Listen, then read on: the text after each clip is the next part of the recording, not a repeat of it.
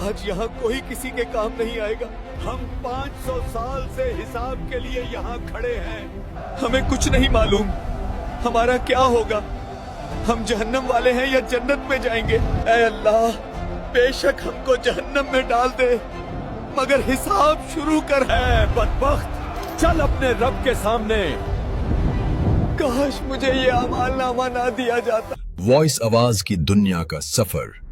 اس دن جب وقت رک جائے گا،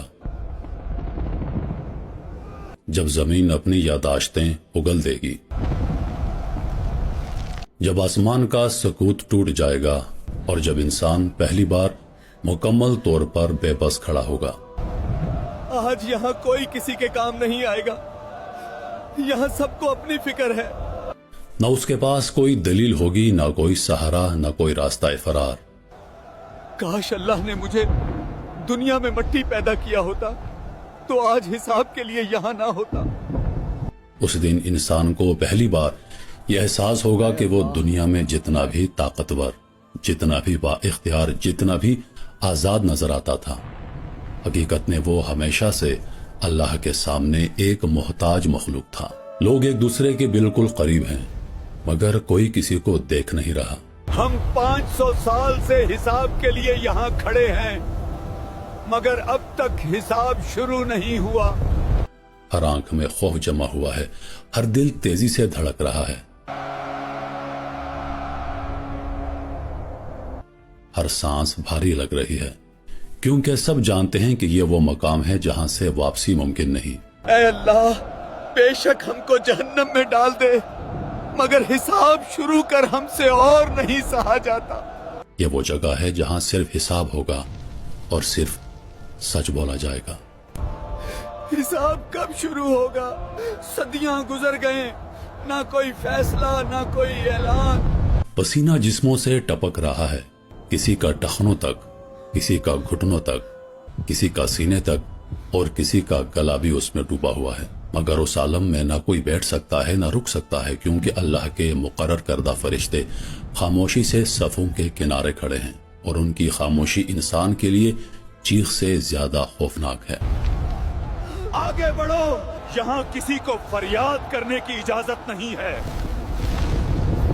یہ وہ لمحہ ہے جب انسان کو پہلی بار احساس ہوتا ہے کہ دنیا میں جو رشتے اسے سب سے مضبوط لگتے تھے وہ یہاں سب سے پہلے ٹوٹ جاتے ہیں. ماں اپنے بچے کو دیکھتی ہے مگر نظریں چرا لیتی ہیں. بچہ ماں کی طرف بڑھتا ہے مگر اس کے قدم رک جاتے ہیں، کیونکہ ہر دل میں ایک ہی چیخ ہے، آج مجھے بچا لو. میرا کوئی اپنا نہیں، بس مجھے اپنی فکر ہے. اللہ مجھے بچا لو. وہی ماں جو دنیا میں اپنے بچے کے لیے بھوکی رہتی تھی آج اس سے دور بھاگ رہی ہے، کیونکہ یہاں محبت نہیں نجات دیکھی جا رہی ہے. یہاں پر قربانی نہیں بلکہ حساب مانگا جا رہا ہے. یہاں آنسو نہیں اعمال تولے جانے ہیں. مجھے مت پہچانو، آج میں خود سے نہیں بچ پا رہا. اسی عالم میں سب لوگ ایک ہی سوال دہراتے ہیں، ایک ایسا سوال جو ہجوم میں گونجنے لگتا ہے، جو چیخ بن کر فضا میں پھیل جاتا ہے اور جو زمین و آسمان کے درمیان مولک ہو جاتا ہے. اے اللہ حساب شروع کر دے، ہم اس انتظار کو برداشت نہیں کر سکتے. یہ انتظار، یہ بے بسی، یہ لاچاری، یہ وہ عذاب ہے جس کا تصور انسان نے دنیا میں کبھی نہیں کیا تھا.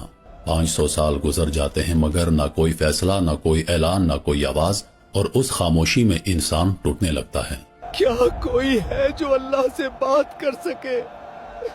بس اس انتظار سے نجات دے. تب انسانیت کا رخ ایک طرف مڑتا ہے. وہ پہلا دروازہ، وہ پہلی امید، وہ پہلا نام، حضرت آدم علیہ السلام. اے آدم نبی، اللہ نے آپ کو اپنے ہاتھوں سے بنایا، آپ ہماری سفارش کریں. امید ایک دل سے نکل کر دوسرے دل میں منتقل ہوتی ہے. نوح، پھر ابراہیم، پھر موسیٰ، پھر عیسیٰ، اور ہر دروازے پر ایک ہی جواب، ایک ہی خاموش انکار، ایک ہی خوف. آج میرا رب اس قدر غضبناک ہے کہ میں نے اسے کبھی ایسا نہیں دیکھا. آج میں خود اپنی فکر میں ہوں. تم نوح کے پاس جاؤ، इस अजाब से हमें सिर्फ रसूलुल्लाह निकाल सकते हैं। चलो उनके पास। या रसूल अल्लाह, आप अल्लाह के महबूब हैं, आखिरी नबी हैं, अल्लाह से सिफारिश कर दीजिए। जब महबूब खुदा सल्लल्लाहु अलैहि वसल्लम की शफाअत कबूल हो जाती है, तब अल्लाह के हुक्म से वो लम्हा आ पहुंचता है जिसका इंतजार सदियों से किया जा रहा था, तो पूरा मैदान महशर एक अजीब खामोशी में डूब जाता है। ऐसी खामोशी जिसमें हर दिल अपनी धड़कन सुन रहा होता है और हर इंसान जानता है कि अब कोई ताखिर नहीं, अब कोई मोहलत नहीं, अब सिर्फ और सिर्फ हिसाब किताब होगा। उसी लम्हे अल्लाह का हुक्म होता है। वो हुक्म किसी आवाज का मोहताज नहीं, क्योंकि कायनात का जर्रा जर्रा उस हुक्म को पहचानता है। फरिश्ते आगे बढ़ते हैं और इंसानियत की तारीख का सबसे भारी मरहला शुरू हो जाता है, आमाल नामों की तकसीम। हर इंसान के दोनों कंधों पर बैठे वो फरिश्ते जो दुनिया में खामोशी से हर छोटे बड़े अमल को लिख रहे थे, आज वो अल्लाह के सामने वो लिखे हुए पेश करते हैं। ना कोई लाइन कम है, ना कोई हर्फ ज्यादा, ना कोई नियत छुपी हुई है और ना कोई अमल भूला हुआ है। ये लो तुम्हारा आमाल नामा और गौर से पढ़ो।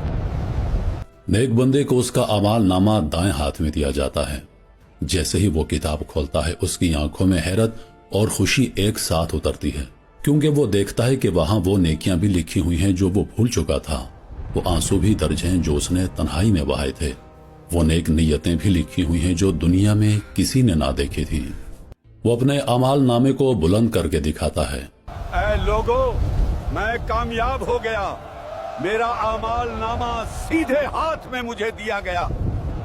मगर उस खुशी में भी खौफ छुपा है, क्योंकि वो जानता है कि अभी वजन बाकी है, अभी पुल बाकी है, अभी अंधेरा बाकी है, अभी अंजाम का सफर खत्म नहीं हुआ।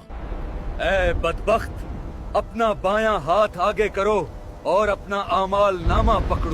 उस शख्स को उसका अमाल नामा दाएं हाथ में नहीं दिया जाता, न सामने से दिया जाता है, बल्कि उसके पीठ के पीछे थमा दिया जाता है। जैसे ही वो किताब को देखता है, उसके जिस्म में लर्जा दौड़ जाता है, उसकी टांगें जवाब देती हैं और वो जमीन पर बैठ जाता है जैसे उसके अंदर की ताकत छिन गई हो। काश मुझे ये अमाल नामा ना दिया जाता, काश मैं भूला ही रहता। उसकी आंखों से आंसू नहीं बल्कि खौफ टपक रहा होता है। वो किताब उसके हाथ में नहीं, उसके वजूद पर बोझ बन चुकी होती है, क्योंकि हर सफा उसके खिलाफ गवाही दे रहा होता है, हर लाइन उसके जमीर को चीर रही होती है। ये वो लम्हा है जब अल्लाह जमीन को हुक्म देता है और जमीन जो सदियों से इंसान के कदमों तले खामोश थी, आज वो बोलने लगती है। वो जमीन जिस पर गुनाह किया गया, वो जमीन जिस पर जुल्म हुआ, वो जमीन जिस पर नाफरमानी हुई, आज वो सब कुछ याद कर रही है। ये उस दिन यहां खड़ा था,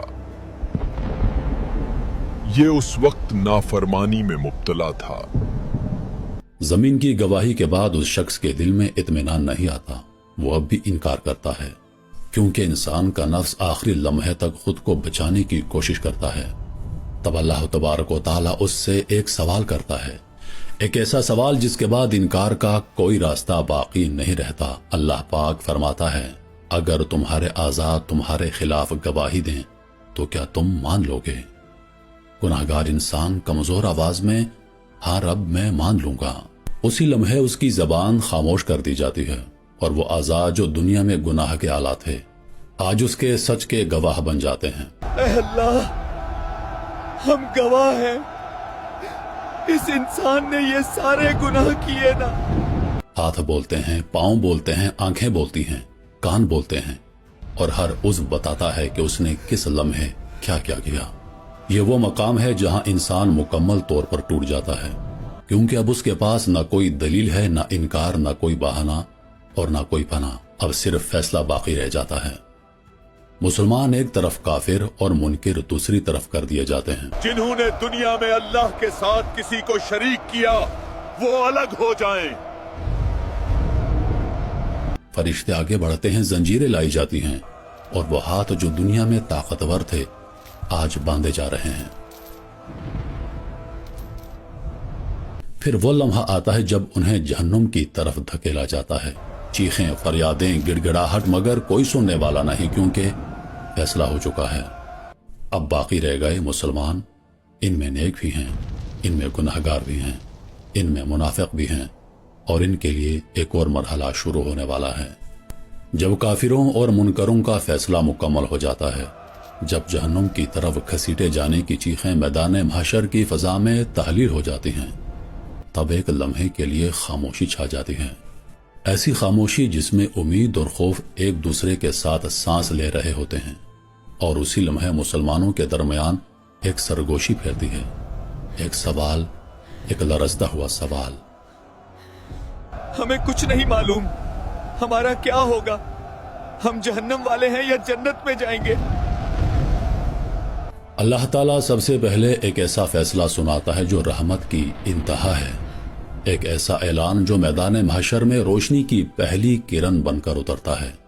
और वो ऐलान यह होता है कि मेरी उम्मत में से 70,000 बंदे ऐसे हैं जो बिला हिसाब जन्नत में दाखिल किए जाएंगे।